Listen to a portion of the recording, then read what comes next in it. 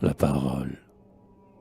À Léon Chailloux, voix antique des flous, de la terre et des airs, écroulements lointains qui suivent les éclairs, frisson du lourd blé jaune aux taches de pivoine, chuchotement léger des fuyantes avoines, clairon des ouragans, fracas des grands dos, respiration vague et molle des roseaux, élégie enchaînée au fond des sources creuses, lamentable soupir des forêts ténébreuses. Taisez-vous, trop longtemps de crainte ou de langueur, par un accent humain vous troublâtes le cœur. Vous mentiez, taisez-vous, il n'est qu'un souffle au monde, à qui la raison fière en se levant répondent. C'est la parole, au bruit, et vous n'enseignez rien. Ah, si l'on vit s'asseoir sur le tigre indien, le vainqueur indolent au front, chargé de treilles, les arbres s'inclinaient jusque dans les corbeilles, et les marbres, sortis des monts larges flancs, se rangeaient dans l'azur comme des palmiers blancs. C'est qu'une voix savante accompagnait la lyre, et des peuples domptant le primitif délire, par l'harmonie appris à ces troupeaux humains, la féconde union des esprits et des mains. L'ordre, selon bienfait des paisibles querelles, et l'art, ce jeu voulu des forces naturelles. Les hommes se parlaient, sans un langage appris. La peine et le plaisir s'exhalaient dans les cris. La terreur bégayait des prières farouches. Le soupir échangeait les âmes sur les bouches. Dans le rire éclatait l'étonnement joyeux, et le discours trahi s'achevait dans les yeux.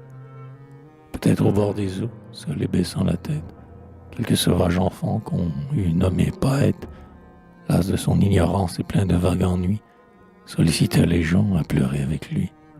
Mais quoi? Si la nature a fait cette merveille d'accorder les frissons du cœur et de l'oreille, quel art plus merveilleux, disciplinant le bruit, là, pour les exprimer de nos pensées instruits.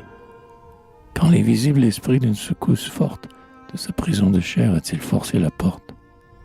Et quel étrange accord des lèvres et des fronts lui permet d'échanger des messages si prompts? Qui sait comment, tirés de leur sombre demeure, tous les pensées d'un peuple, ombre intérieure, fantômes fugitifs qu'on ne se peut montrer, dans des mots inconnus purent se rencontrer. Comment l'esprit enfin, proclamant sa présence, puis dire à son pareil avec de l'air, « Je pense ».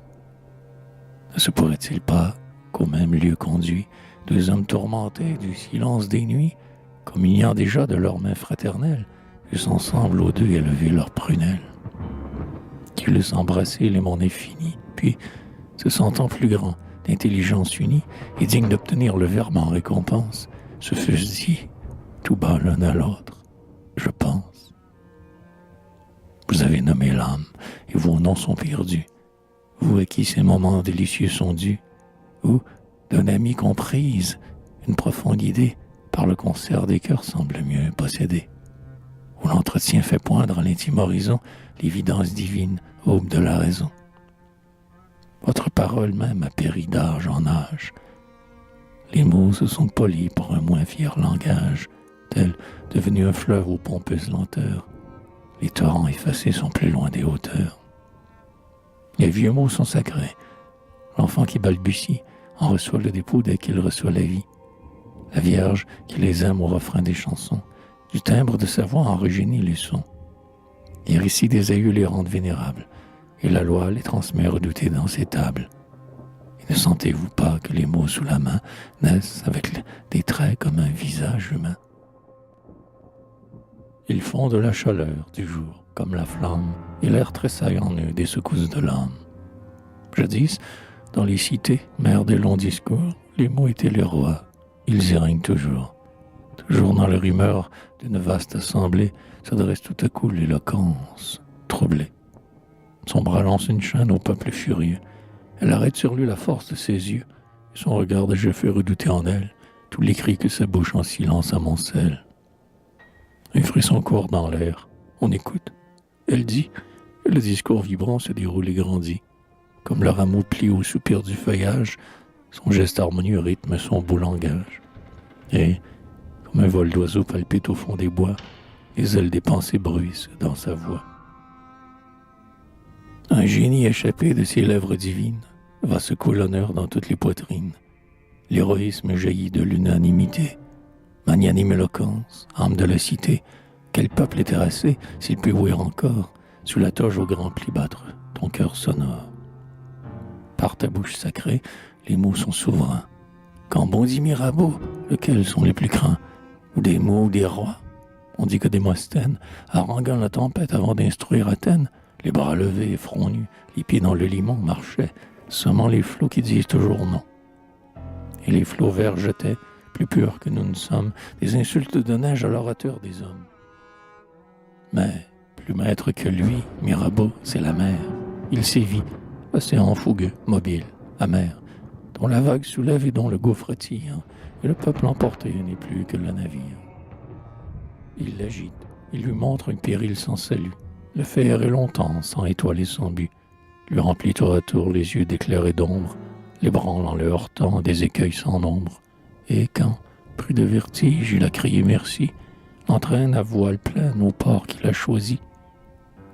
Mais un jour, quand, sauvés des tempêtes civiles, les hommes dans l'air libre élargiront les villes, et des champs divisés aboliront les murs, paisibles et nombreux comme les épimures, où s'éveillent sans cesse et meurent et recommencent. Un grand hymne qui court dans un sourire immense, quand le bronze maudit, pourvoyeur des tombeaux, coulera, plus puissant, dans des moules plus beaux. Que la vigne au grain d'or plein d'outils et d'ivresse suspendra sa guirlande au front des forteresses, ô divine éloquence. Alors tu n'auras plus, pour image la mer aux éternels reflux. Tu prendras pour symbole une source féconde, un fleuve large et pur, le flot de la Gironde, qui, donnant son murmure aux lèvres qui l'ont bu, trempe au cœur des enfants l'amour et la vertu. Et comme l'eau descend des cimes aux vallées, en charriant l'argile et les pierres salées, et, sans niveler l'herbe et les chênes entre eux, les baigne également d'un torrent savoureux. Ainsi, dans les cités, à travers les campagnes, tu répandras ce baume épanché des montagnes. Heureux les simples cœurs, ils seront rois au ciel. Heureux les offensés qui s'éloignent sans fiel, car ils seront jugés par leur miséricorde. Heureux les fils de Dieu, les hommes de concorde. Heureux les désolés, ils vont lever le front. Heureux les altérés de justice, ils boiront. Heureux les purs, leurs yeux vont goûter la lumière. Heureux les doux posséderont la terre.